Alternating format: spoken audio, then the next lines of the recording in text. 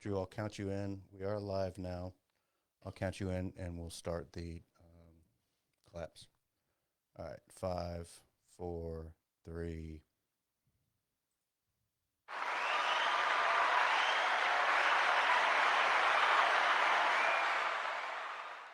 That was excellent clapping. Thank you, All right, audience. everybody, welcome. This is episode number 22 of the Recovery Lab podcast series. I'm Drew Hassan. I'm Daniel Anderson. We're joined today with Daniel Awabdy. Did I say it right? Yeah, I got it. absolutely. Nailed it. We had a pronunciation discussion right before we started. It's a very unique name. It is. I love it the is. name. So the general intro is the same. We need y'all's support. We appreciate y'all's support. You can go to recoverylabllc.com and buy some of the swankiest hoodies I've ever seen. Yeah, I gotta say they are pretty incredible. They are. I'm not one to boast and brag, but they are incredible. Yeah. Like Dizzy Dean said, it ain't bragging if you can do it. I mean, they're good looking. We also have some awesome hats now. Yeah, absolutely. If the interest is significant enough, we can order more. It's pretty comfortable, honestly. So on a more serious note, we certainly do appreciate anybody's donations or buying a hoodie or buying a hat. We also want your involvement, some emotional and mental capital involvement. Comment, give us some tips, suggest additional guests to be on the podcast. If you got some constructive criticism, offer it up. We're certainly here and willing to listen to anything that's profitable. Absolutely.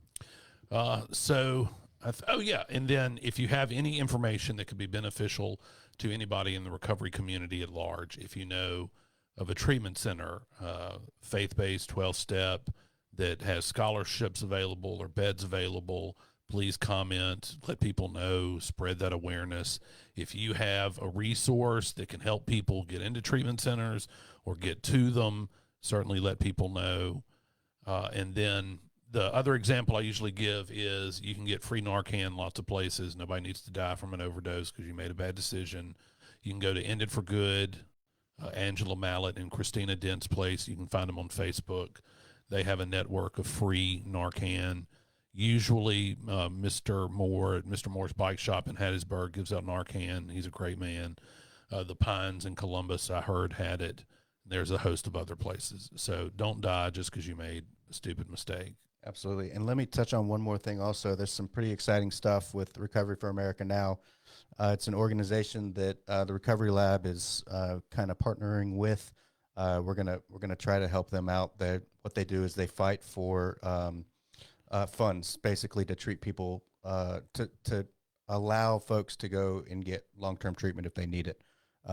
So they're doing great things. You'll hear much more about that in the coming weeks. And you can check them out to donate to them. You can check them out at recoveryforamerica.org. And Dr. Drew Pinsky also is on their board, and they're just doing wonderful things. So we're excited to get up with them. So check them out. Check them out, definitely. All right, without further ado, Daniel Awabdy, thank you. Yeah, thank you guys for having me. Yeah, thanks for coming, man. No problem. Look, I'm really glad to finally met you face to face. We have a mutual friend, and I think I've spoken to you on the telephone a time or two. The first time I called, it was a little bit like, who's this guy? Yeah. What's he up to? But yeah, so tell us a little bit about what you do in the community and how you came to be as awesome as you are. Yeah, yeah. I don't think of it that way, but so yeah, I grew up in Madison, Mississippi, and just go into my testimony. So at a very young age, 16, I started using drugs and alcohol. I think I did cocaine in less than 6 months of experiment. And I was immediately hooked. There was no question in your mind that it was a fun thing to do. Yeah. Yeah, fun thing to do. It's addictive because it feels good. Right. Yeah, feel good, pleasure. I mean, it was there. After the 22 years of addiction that I went through, which turned into a bondage on my life, and coming to a place where I'm now recovering and delivered, I really saw the root of it. It was loss of identity, insecurity. I grew up in Madison, Mississippi, the only Palestinian I knew, so half the people were white, half the people were black. And so I had an insecure part of me, and so I was reaching for something for identity, and that's what did it. So I opened up a door for drugs and alcohol. It turned into a criminal mindset, which turned into a 22-year stretch. It was tough. I mean, I damaged a lot of family. I damaged a lot of people around me. Did a lot of things to go to jail. I was arrested 40-something times. Prison. Isn't that 40? That is 40 so something. awesome, man. I love that. Yes. I love that you're here Yeah. now. Yeah. Yeah. And so, but the last portion of my life of addiction, God opened up a door for me. I was in prison in Texas. I kept hearing this class called Overcomers, which is a 12-step faith-based recovery, kind of like Celebrate Recovery, but it's called Overcomers. And I was inquisitive to get out of my cell, out of my place. I didn't want to really care about the Overcomers. But when I got there, the guy who was speaking about God and how God transformed his life. And I was real drawn to him. And I didn't know at that moment that was the Lord opening up my heart, the Holy Spirit kind of drawing me to him. And after the class, he walked straight up to me and he said, "Man, God's got something special for you." And I was like, just out of pride and hopelessness, I said, "Well, what'd you do to change your life?" And he said, "I went to Care Center Ministries 20 years ago, and I'm going to lay hands on you and pray for you that God opens up a door." And so he laid hands and prayed on me. And it was just an experience that I had separate from reality. It was the Holy Spirit just drawing me. He left. I went back to my cell, and everything became real again. I had like 39 days left in prison in Texas. I had a parole violation on a bank robbery charge out of Hinds County that I violated everything to violate. I never reported, never paid my fines, left the state and caught more felonies. I had a prescription forgery charge that I bonded out on at a Rankin County on a $50,000 bond. So I got extradited back to Hinds County, and I got there, and they threw me in a holding cell.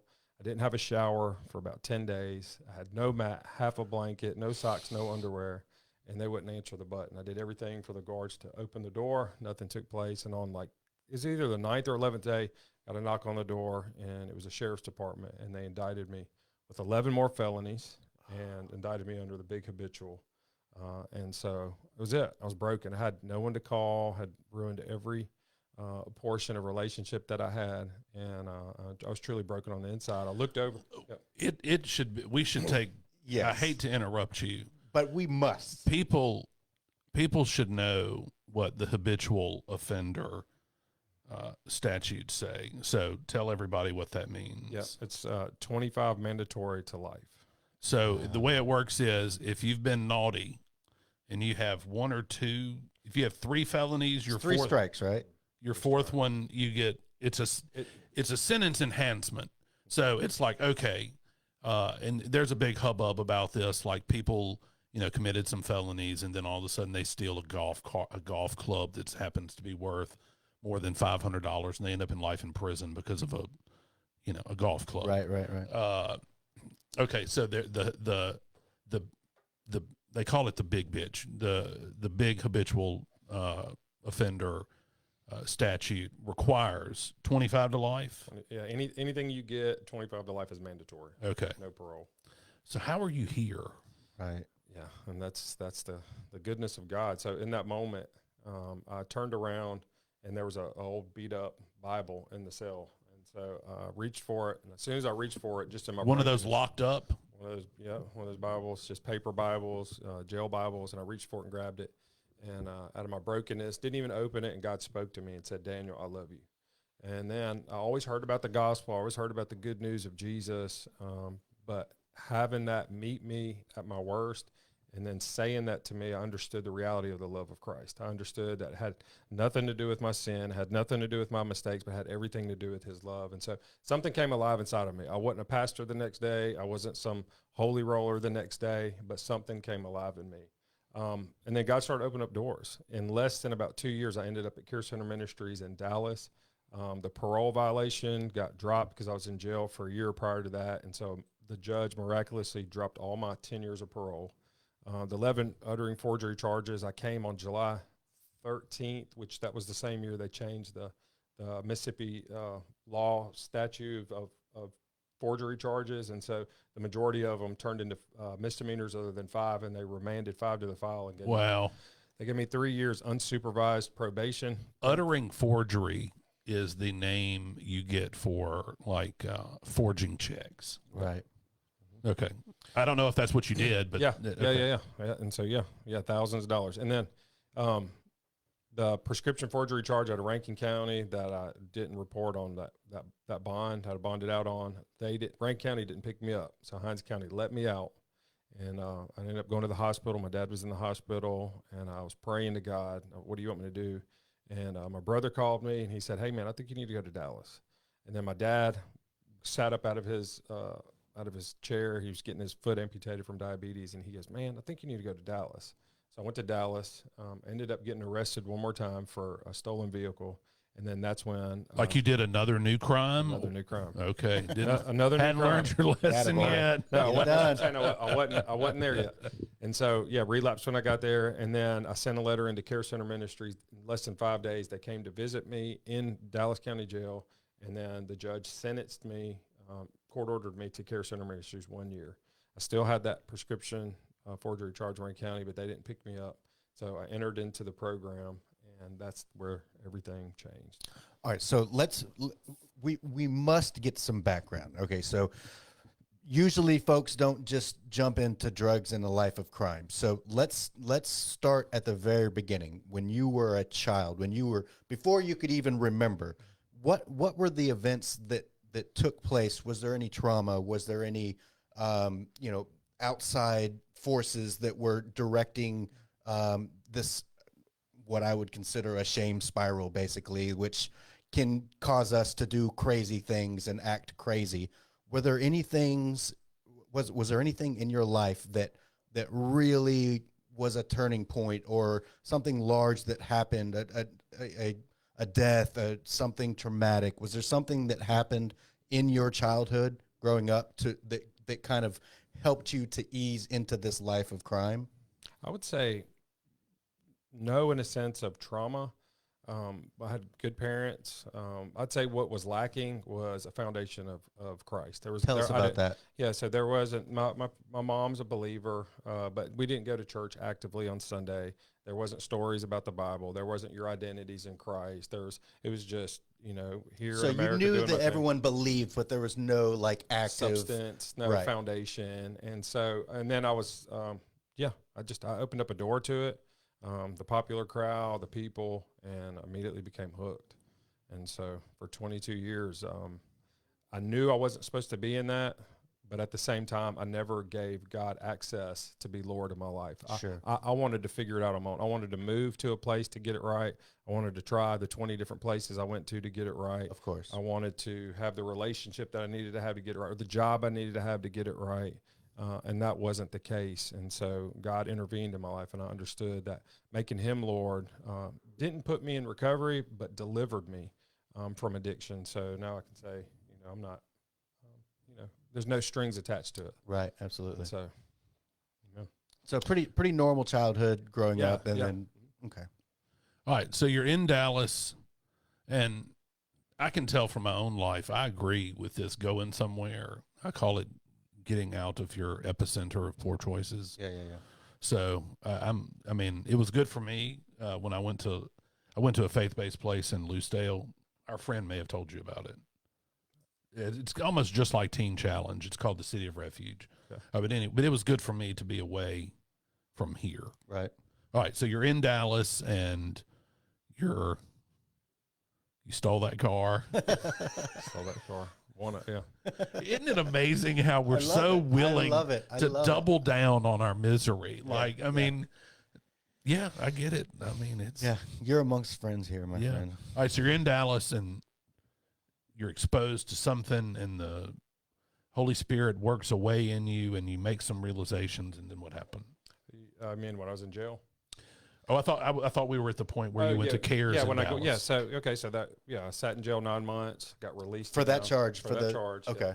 So they picked me up, and there was a work inside of me in those 9 months. I kind of released my jail mentality, prison mentality, all the hustle in jail, and all that gambling that I used to do, because when I was gone, full-time gambler, full-time drug addict, full-time criminal, fighting, all that stuff. And so I kind of released it all, and I was settled, and I kind of had a relationship with God in my heart, just speaking to him at night, reading the word a little bit. And then when I got to Care Center, man, it was amazing. That was the whole center was the foundation of God. They worship every morning. There's classes every morning. It's a discipleship program. And then the people that are running it and that are part of it went through the same things I went through, and now living a life for Christ, family established, full-time ministry. And so it was amazing. My second month there, I'll kind of fast forward how I got here. My second month there in worship, I was worshiping God, broken before him, thankful that I wasn't in prison, thankful that I had this opportunity. And then he spoke to me again. He said, Care Center Ministries, Mississippi. And I remember that was in 2016. I went and wrote it down in my journal, because I used to write everything, the Holy Spirit, or what God would say to me. And then I stayed the course there for 3 years, which is a process, a discipleship program. So it's not in Dallas. In Dallas, okay. Yeah. That's where it founded. Pastor Eldridge Lawyer is the founder. Where is it? I grew up in Dallas. It's in Pleasant Grove right now. So okay. It started in East Dallas, but now it's in the Grove. The men's home is in Wills Point. They have 22 acres, a commercial property. The women's home is in Pleasant Grove, and then the Hilltop Church is in Pleasant Grove. And awesome. so we would travel from Wills Point and back. But God put it in my heart and said Care Center Ministries, Mississippi, and then put a burden in my heart. And that didn't exist at the time, right? Didn't exist at the time. Was Care Center, did it start in Dallas, or were there other? Yeah, Care Center started in Dallas in the 80s. Okay. Actually in Rockwall, Texas, Church on the Rock. Yeah. When that revival took place, my pastor became an addict to heroin at the age of 14. His father walked out on him. His mother grew up on a welfare check. Him and his two best friends became heroin addicts. One died, got shot by the Dallas police. One's in life in TDC, Texas Department of Corrections. Absolutely. For a life sentence. And he was just kind of like a running around thug for 14 years, had an overdose. They rolled him up in a carpet, threw him out, and he came to himself, and he finally kind of shook off. And the only number he knew to call for help was a Christian that went to that church in Rockwall, Texas. So him and his two kids that he had with him went there, and then that's how his life got transformed. And then he got sent out and started this ministry, which is now multiplying. We have a ministry in Memphis. Okay. We have one in Mountain Home, Arkansas, Ava, Missouri, and we're launching one in Oklahoma next month. That's amazing. All right, so you're in charge of the Mississippi. Okay, that's amazing. So when did y'all open? February 2nd of 2019. Exactly 3-year stay. I stayed in Dallas in the program. Graduated their internship program, and I got sent out here 2019. All right, let's tell people a little bit about what CARES is. Yeah. Care Center Ministry. So we started here with the RACE program. The RACE program is the men's faith-based program. It's a 1-year faith-based discipleship program where guys can come in who are addicted, any kind of life-controlling issue, broken, homeless, on parole, probation. You don't have to have money or insurance to enter in the program. We do have 2 disqualifications. You can't be a registered sex offender or on bipolar or schizophrenia medication. But they come in at their lowest, and it's an opportunity. And so it is a discipleship program. But we do present the gospel to them. Now, when you've said this discipleship program, for those that aren't in the know, what exactly does that mean? Structured, accountability. What does that look like? Classes? Yeah, classes. So guys get up early in the morning. What time do they get up? 4:55. Okay. Beds are made. That's awesome. Beds are made by 5:15. They all pretty unanimous. At 5:30 is breakfast. 5 minutes till 6. Everybody's seated in a classroom setting. At 6 o'clock, we have a 5 to 10 minute word on praise and worship, and why worship and praise is important. Then we go into worship, corporate worship for an hour. We put on videos and worship, and guys can pray and engage and pour out their heart, whatever they need to do through praise and worship. Just connect with God. And then at 7 o'clock, we turn the music off. We do corporate prayer. So we pray about specific needs individually, corporate needs as a ministry, what we're believing God for in the city or our family. And then we'd have a 30-minute word that someone brings towards them, just a preaching word. And then we break. When we break, we go out into different crews and do different things for the ministry. Our church and ministry has a food pantry now called The Basket, where we serve 150 to 300 families every Wednesday. Wow. So they get to partake in that. Where is it? And if someone wants to get involved to volunteer, is that something that's available? Yeah, and if so, how would they get in touch? Yes. So carecenterms.org is our website. Say it one more time. carecenterms.org. And is it on Facebook? It is on Facebook. Yep. And then, so we started with the RACE program for men. Okay, so we go out and do different things during the day. I guess I'll finish. What does that look like? We have cottage industry work. So cottage industry work is landscaping, power washing, temp labor, any kind of work that'll help bring finances into the ministry, but it also teaches our men a good work ethic. 90% of the guys who come in don't have a good work ethic, Sure. haven't been taught how to work or anything. And so what it does is we get to serve the community. And since we're a 501c3 nonprofit, we don't depend on the government. Everything that comes in just really opens a way for other men to come in, because you don't have to pay anything to come in and get these services. And so we do those things, but it teaches guy good work ethic. That's what, that Absolutely. way they can be different. Which is unbelievably important for someone just getting sober. Yeah. I mean, It's important for everybody. Absolutely, but especially developing strong patterns and routines in early recovery is unbelievable. It was unbelievably important for me. I can say that. So if somebody, so you would take your guys and you would do a job for, you would do a pressure washing job. So would the customer then pay the care center ministries as like a donation type of thing? No, it would be as a temp labor. It would be more. Okay. Yeah, and so it'd be separate. Y'all bid out the work. Okay. Okay. So if somebody wanted to hire you guys for that, they could reach out again. Absolutely. Yeah. Okay. We have a lot of work. We do a lot of things. We do our landscaping. We have 120 properties. Wow. But what it does is that it's actually another ministry in itself. Not only is it twofold, it helps the ministry, it helps the guys, but also we engage with the community. We find family members that need prayer, different people who need to be engaged with our ministry.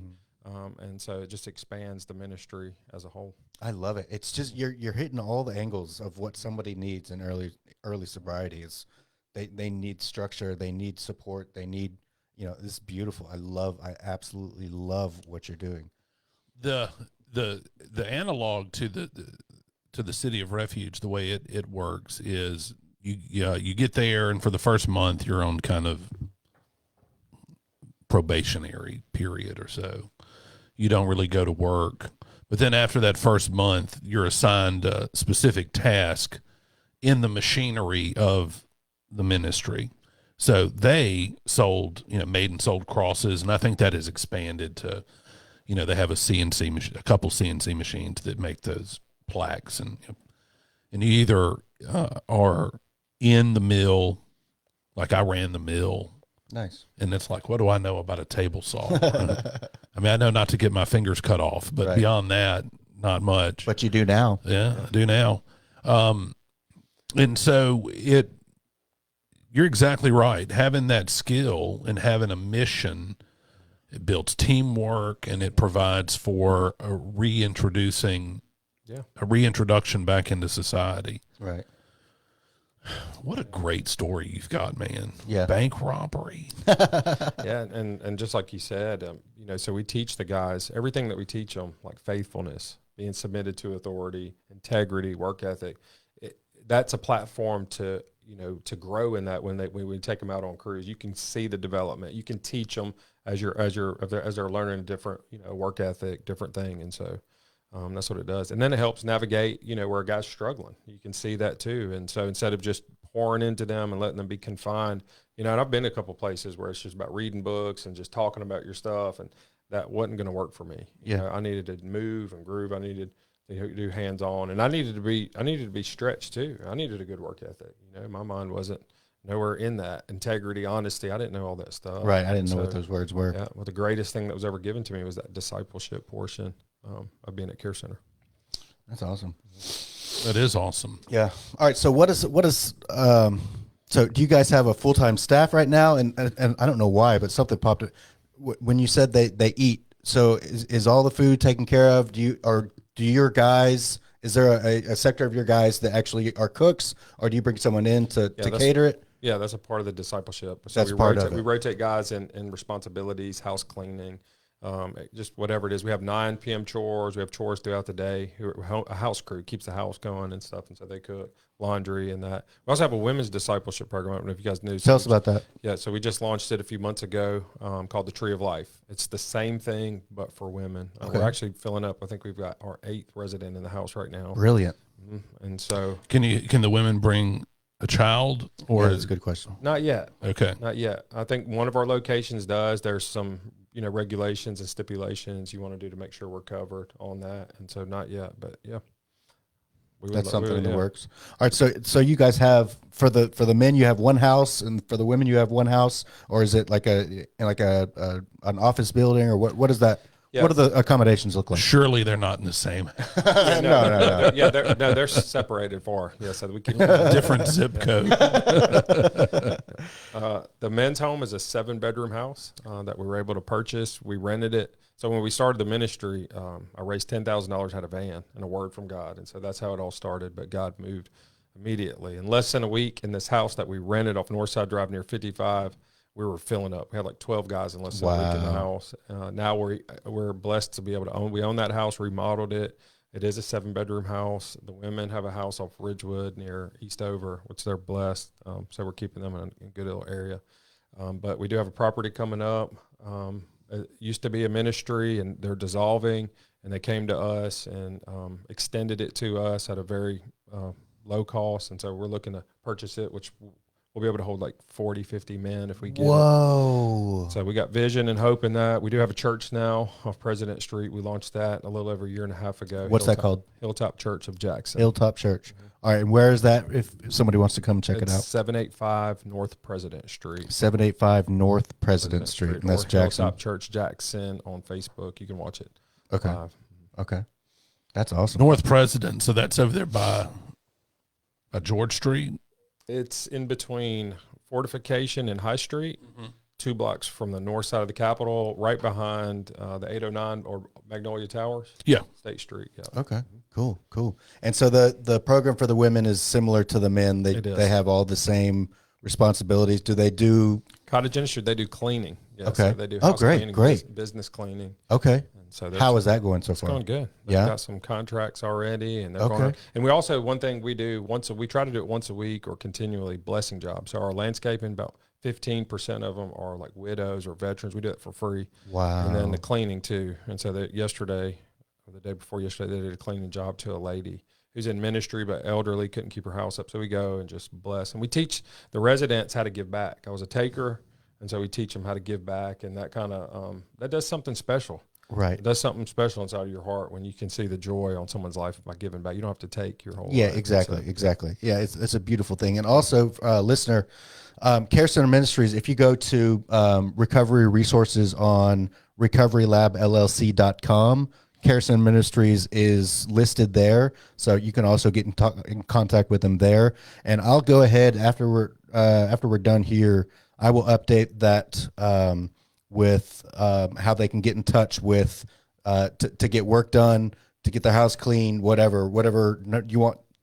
Just your number, or you want them to email. Okay, it's on the website. They have all that. Okay, so all of that, and you can find that. That's all linked on recoverylabllc.com.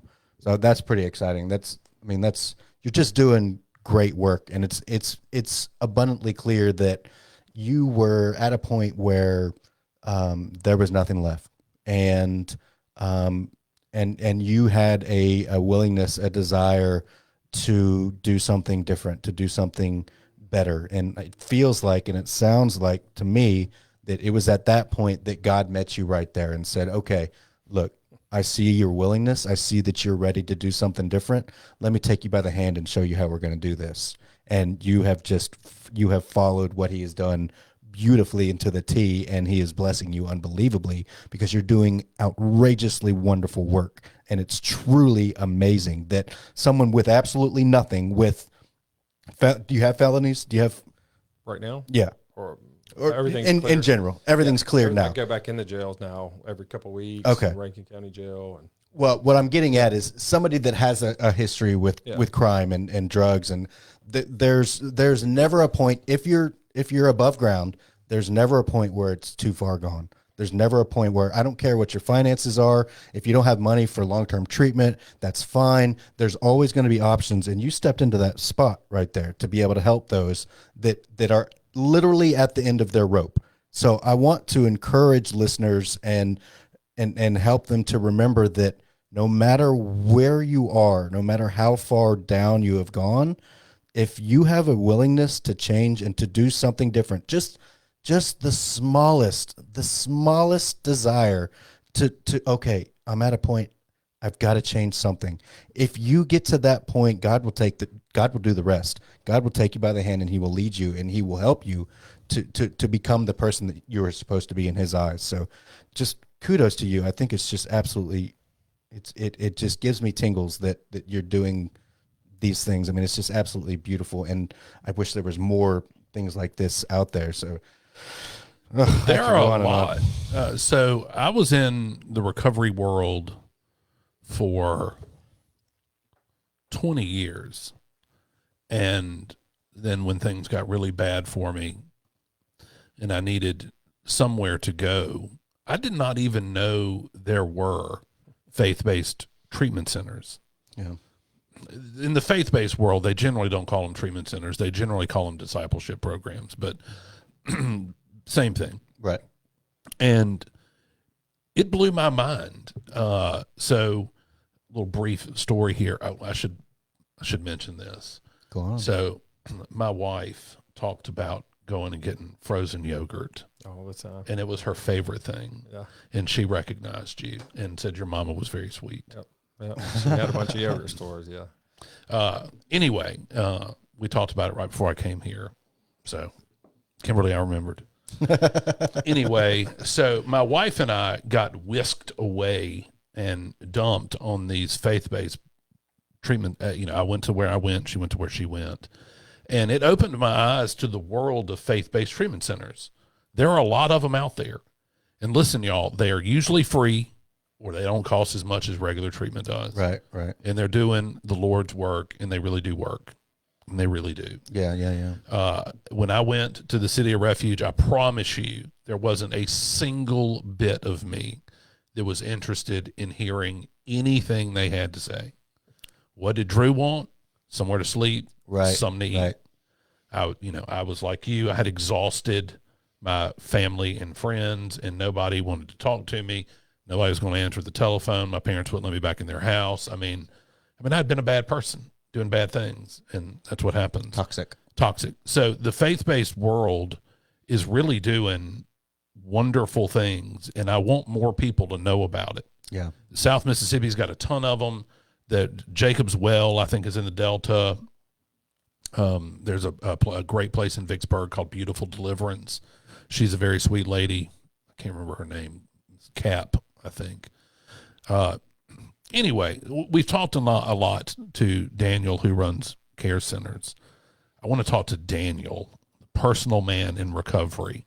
How do you, a man with faith, a man with belief, how do you deal with the daily struggles of doubt? How do you deal with the daily struggles of life? So tell us a little bit about what you do to maintain your own stability, your own sanity. Yeah, and that's a really good question. Yeah, and so I know we all wrestle, and that's a daily thing. I stay connected. I mean, it's just like a charger or anything. If it's not plugged into the source, it'll, there's no power. It'll eventually run out or run dry. What do you do that you can say in your mind, I check the box of staying plugged in? So I get in my word every day. Okay. Alone time with the Lord. I know how crucial, important that is. Billy Graham has a quote: if he misses one day of time with the Lord or prayer, he will know 2 days his family know, 3 days the whole world will know. And so I stay connected. That's pretty good. Yeah, that's good. That's good. Yeah, I like that. Stay connected. That's everything that I see and that I'm a part of is from him. So pulling away wouldn't be right. So when you say get in the word, let's lay it all out for somebody that doesn't know anything about anything. What does that look like? Does that look like specifics? 10 to 15 minutes, 30 minutes? Yeah. So it's quiet time reading. What does that look like exactly? So it's different daily. Okay. Yeah, I get up early in the morning. What time do you get up? It depends. Normally 4:35. Okay. And I'll get my coffee and I'll open my word and either get back in my bed or at my office, and I'll just sit there and quiet. Sometimes I read a lot. Sometimes I'm just there with them. Sometimes it's just a little bit, but I'm just acknowledging him with my first portion of the day. Then throughout the day, Emotional tithing. emotional alms, everything. Yeah, giving back to him. who's given me so much. The rest of the day, I'm connected with people who are walking in the body of Christ. I'm not separated from the world. I love the world, but I don't connect with the world and base my counsel on the world or my hope that's of the world. Or your worth. But I extend myself to the poor, extend myself to the broken and the lost. And so, but the body around me, the body of Christ around me, I keep always listening to worship music, always listening to sermons. I'm a huge fan of worship music. What do you like? Who do you like? So many. I like, Maverick City. I like Yeah. Red Rocks, Hillsong. I like all of it. Okay. I mix it up. Do you have a go-to that is meaningful for you right now? No, I don't. I mix it up. Mix it up. Yep. All right. That's fair enough. All right. So you're connected throughout the day. So you've woken up, you've got your coffee, you had your quiet time. What's next? What does Daniel do after that? After you've established your connection with God in the morning, what's next? What do you do? Well, depending on the day. So I do teach at the men's and women's home once in the morning, at the men's home, once at the women's home in the morning. And then also we have a Wednesday night service at church, Sunday service at church. I had service today. And so just left there, went to my mom's and came here. So when you teach, sorry to interrupt, but I want to get all the details. So when you teach, do you have like a book that you like? Obviously, it's based in the Bible, but do you have like a discipleship book that you go through that has like things outlined, or do you just kind of read something in the Bible and if something speaks to you, you talk about that? What does that structure look like when you're teaching the men and women every morning? We have both. And so Monday through Friday, they do have a different curriculum that we go through, and we teach them like wilderness mentality is one. Okay. One of them, spiritual authority. We are going through the armor bearer. So it's just how to undergird people. And then in the mornings, I just I get in my word and hear from the Lord, and then, deliver a word that I feel is needed for the audience that's there. Okay. I mean, so we on Wednesday we do the food pantry, which is a big day. I mean, we pick up 2,000 to 10,000 pounds of food every Wednesday. Whoa! To break it down, pack it, and then distribute it to the people. Where do you get the food? Right. From Costco and Sam's and the Mississippi. Oh, y'all Food buy Network. No, they donate it. Wow. They donate it. I wonder if the Gleaners is mad at you. Yeah, are they? Is that? Sure. Yeah. I mean, Sure. that's awesome that they're doing that. I mean, that's wonderful. Yeah, yeah. It's just stuff that would be, especially with the price of eggs lately. oh my gosh. Have you bought eggs recently? It's ridiculous. I have not. Look, I was at Kroger checking out, and I told the lady, I said, "Look, I think that's right." She said, "No, honey, that's right." Yeah, no, I sold my truck to get a 18-pack of eggs, unfortunately. Sorry, Cliff. But yeah, that's all right. So you've got you teach in the morning. Let's continue this. So you teach in the morning, the men first, women first, men first. It's different. So I think Mondays I go to the men's home, Okay. The race program, and on Thursdays I go to the Tree of Life. In the morning. So you wrap that up. Do you talk with folks after it, or absolutely? Okay. Yeah, engage with the men and the women. Okay. Just, Make the yourself whole house available. I'm available. My phone number's on everything. My email's on everything right now, and so I receive all phone calls, all emails. However, we do have a church body now, so I'm connected with them. We do corporate prayer on Friday mornings at 9, so we do community prayer at the church. Okay. And then I'm also a husband. I'm married now a little over a year, and I have 5 children. Yeah, that's right. So Congratulations. I'm a full-time dad, and I'm a full-time student in school. I'm in my last year at theology school. So. Get out of here. That's awesome. That's awesome. Where are you going? Are you going? It's out of California, online SUM. Okay, SUM. awesome. All right, cool. So How is that? Is that taxing? It is. It can be. And so, but by the grace of God and just growing and never going back. So I put it this way: on my worst day, when I feel in my flesh, my phone's ringing, emails are coming in, I always go back. I could be in a prison box doing life in prison, dying for one phone call or one phone in my hand. So God, I'm thank you for everything that's taking place. And so I go back to gratitude. Mm-hmm. And so usually that type of attitude makes everything else dissolve around me. Absolutely. It's tough to preface how I want to ask the next question. So not trying to get you to talk about some horrible life problem, but when life problems arise, what is the formula that you apply to get over those life problems? Like, I want to know this, And I know other people will want to know too. Absolutely. Yeah. I think to have spiritual maturity, to be mature in this, I think the first place we need to go, and not saying I do it every time, is the Lord. I think if something happens, even if it's a mistake on my part, or relationship between husband and wife, or something with the kids, or unexpected, I feel like the Lord needs to be honored in that place. I feel we need to take it to Him. But second, I go to my counsel, my pastor who started the ministry, and so he's a father figure to me. He's my spiritual father, and we're on a very good level where you can call and be fully transparent. He's my go-to on everything. In struggles, he's my go-to in advice, and so I just lay it before him and then get good counsel with that. I like it. Yeah, absolutely. But it takes a minute to be able to build that network. You've got to plug in, you've got to try. You got to sit down. You got to sit and be down. willing to talk to somebody. Yeah. And tell them. I mean, I'm just running through my head how I need to apply some of these things in my own life. Yeah, absolutely. I'm the same way. That's awesome. All right. So we've done the jumping back in here. I'm very detail oriented today because I want to get all of this. So we woke up, we had our quiet time in the morning. We spoke with the men and women at their respective houses. What's next? Schoolwork. It depends on the day. I mean, schoolwork. It depends on the day. Schoolwork, homework. I'm in school on Tuesday all day, and I have a class on Monday. But in the in-between time, I have to do reading. I have to do my homework papers and stuff like that, or engage with.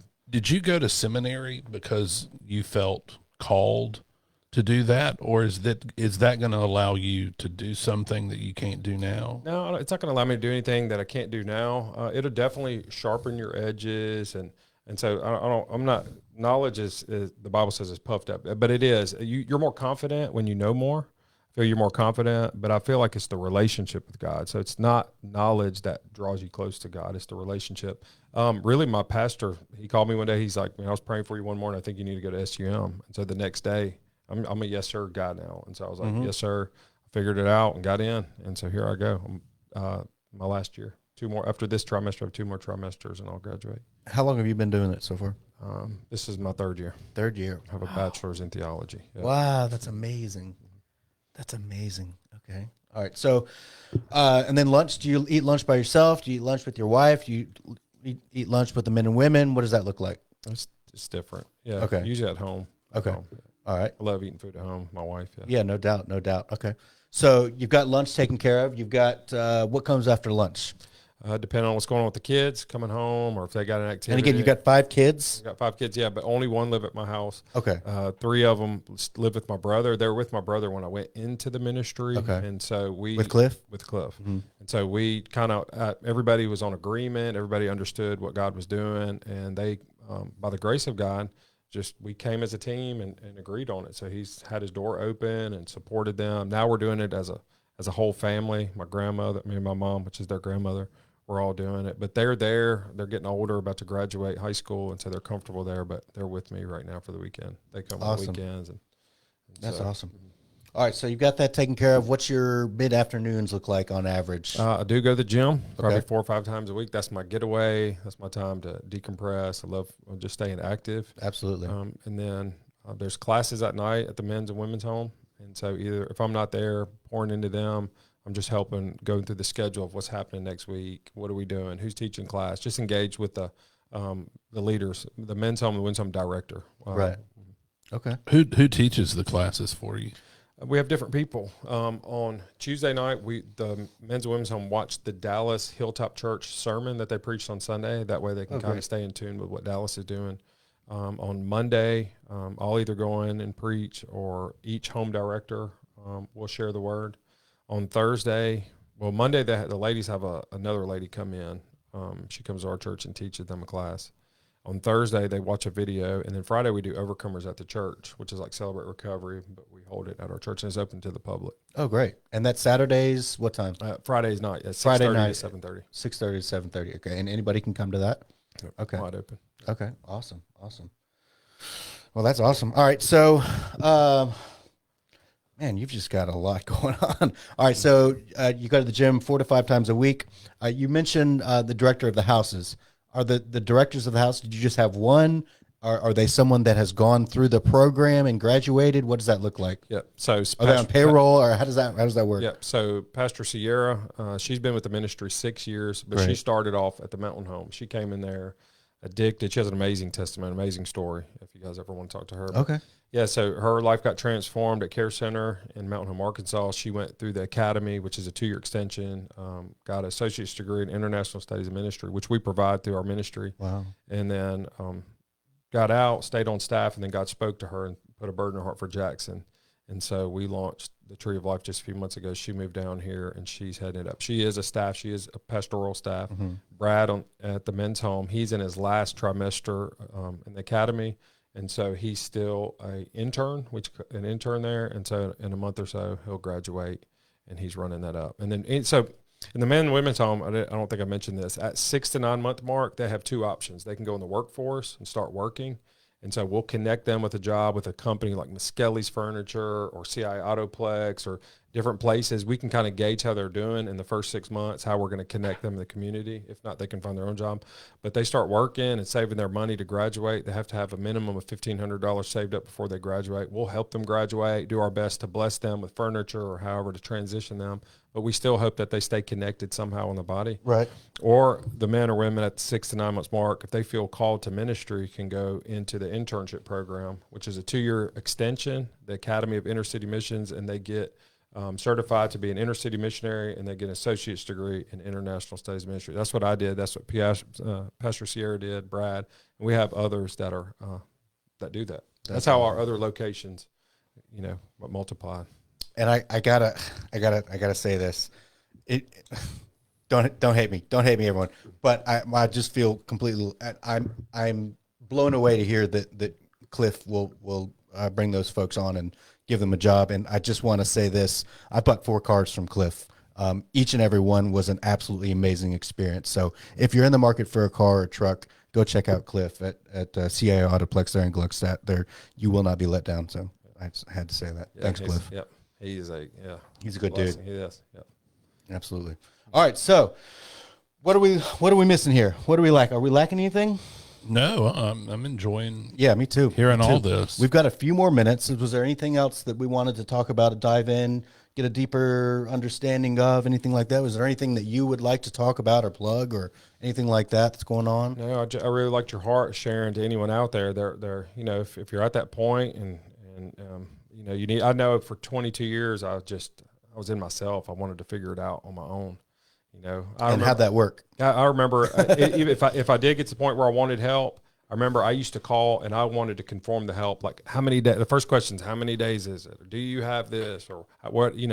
Instead of here I am, just have your way. I need change. And so I feel like if we let go of ourselves, let go of that pride, and just trust God in it, that's where the miracle takes place. That's where we truly become who we are. Yeah, I liken it to there's an amazing woman. Her name is Denise. That she's a support. She was actually on Drew interviewed her, but she said a long time ago that she was talking about God and what her relationship with God was like, and she spoke about how she visualizes and thinks about God as and our journey as someone paddling down the river or trying to in an inner tube on a river, right? So we're struggling. We're trying to go upstream. We're trying to do it our own. Everything on our own. We don't want to ask for help. We can do this, and we're just struggling, and we're just struggling. We're just struggling, and we're just paddling, and we're not getting anywhere. And it's that exact moment when you lift up your arms and you say, okay, God, I cannot do this anymore. I'm not getting anywhere. And guess what happens when you lift up your arms? You go down the river and everything is beautiful. So that was, and this was like probably 12 years ago that she said that. And to this day, I still remember that. So when I'm struggling, when I'm, when I'm getting, really tensed up and thinking, Denise's words go through my head, just stop paddling and lift up your arms and let God do this. And God will guide you down that river. So I think it's Yeah, it's good stuff, man. I think what you are doing is, I mean, to say it's God's work is a gross understatement. I mean, it's just, and it appears as though it's helping you and it's helping countless other people. So this is one question that I definitely wanted to ask. So what you mentioned is the program in Dallas for you was a year. Is that right? Is it the same with your program here in Mississippi? What is and the 6 to 9 months they can start working. What do they do for the first 6 to 9 months that they're with you? Yeah, the first to 6 9 months is called first phase, and that's where really it's about the individual healing, coming to themselves, building that firm foundation, Right. kind of reparenting at the same time, just allowing us to have that Christ-like character and to grow. It's a safe place. I mean, no one's perfect when they come in. Right. And so, but it is an opportunity where you're held accountable. That way you'll see, okay, well, maybe I need to shift this. There's a lot of ministry that takes place. And so it's just that person coming into themselves. And so at the 6 to 9 month mark, it's their decision. However, they feel led by the Lord to either go in the workforce or into the academy. And so I did God spoke to me pretty early. I went in the academy, but I told God, I was real clear. I said, because I knew my whole thing was, I got to get a job. I got to fix this. I was I got a guy. Right. I had to get it, figure it out. And this time I was like, God, I'm not going to work and I'm not going into the ministry for sure. I was like, for sure, I'm not going to the ministry unless you tell me. And then he confirmed it. And so I just went to the internship, stayed 3 years. You lifted up those arms. Yep. God kind of took you down the river. Yeah. That's awesome. I don't know if the guys that live in the cares are going to listen to this, but if they do, I hope that they sit back and recognize the blessing of the opportunity there. Yeah. I mean, it's tough when you're in that moment because Sure. you've got the heat on you because, you're probably in trouble. Yeah. And you did it.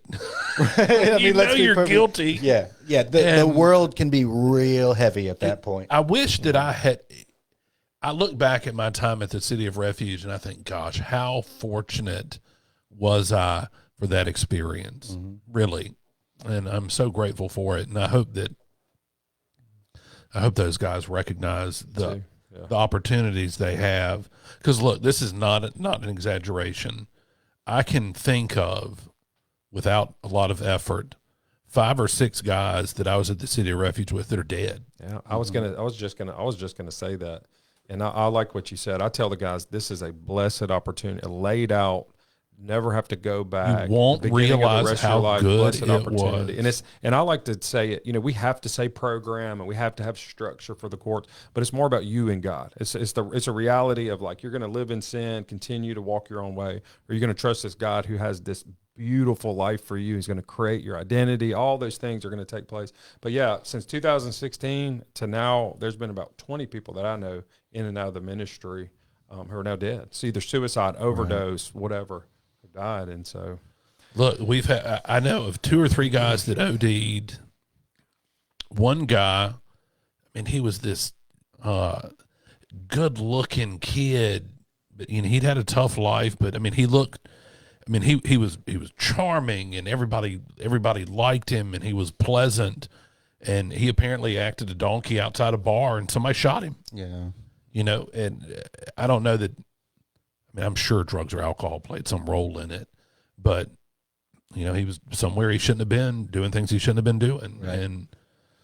And we don't have to live that way anymore. It's tough to recognize when you're in the throes of sin or addiction, when you're being offered a genuine off-ramp. Like, this is a different direction your life can take. And those guys that cares, or the women that cares too, are being offered an unbelievable opportunity, and to be able to seize that moment and just focus on their relationship with God is a beautiful thing, and that y'all can provide it for free. I mean, it's beautiful. It really is. It's pretty incredible. All right. Well, is there anything else that you wanted to talk about? Oh, thank you guys. Yeah. I appreciate everything you guys do. Yeah, man. Thank you. Thanks for coming on. Guys, again, if you want to check out, you can check them out on Facebook. We are also linked to them in our recovery resources at recoverylabllc.com. And man, we're grateful that you were able to come and talk with us, and you're doing great Giving work. of your time. Absolutely. I mean, you don't appear to have that much free time that you carved out an hour and a half for us today, man. Thank you so much. Thank you. All right, man. Thank you, sir. Thank you. Yeah, man. Thank you. All right. Look, you're doing great things. You're a champion, boss.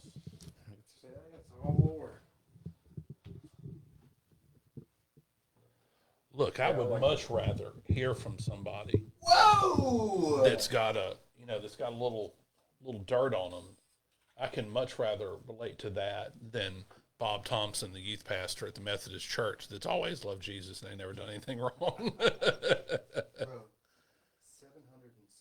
people were watching. Get the word out. Holy moly. Wow. Thank you. Yeah. That's amazing. All right, you want to show him out? I'm gonna upload this to the podcast. And if Cliff, Anything we can do, let us know. all right, man. Ministry or church.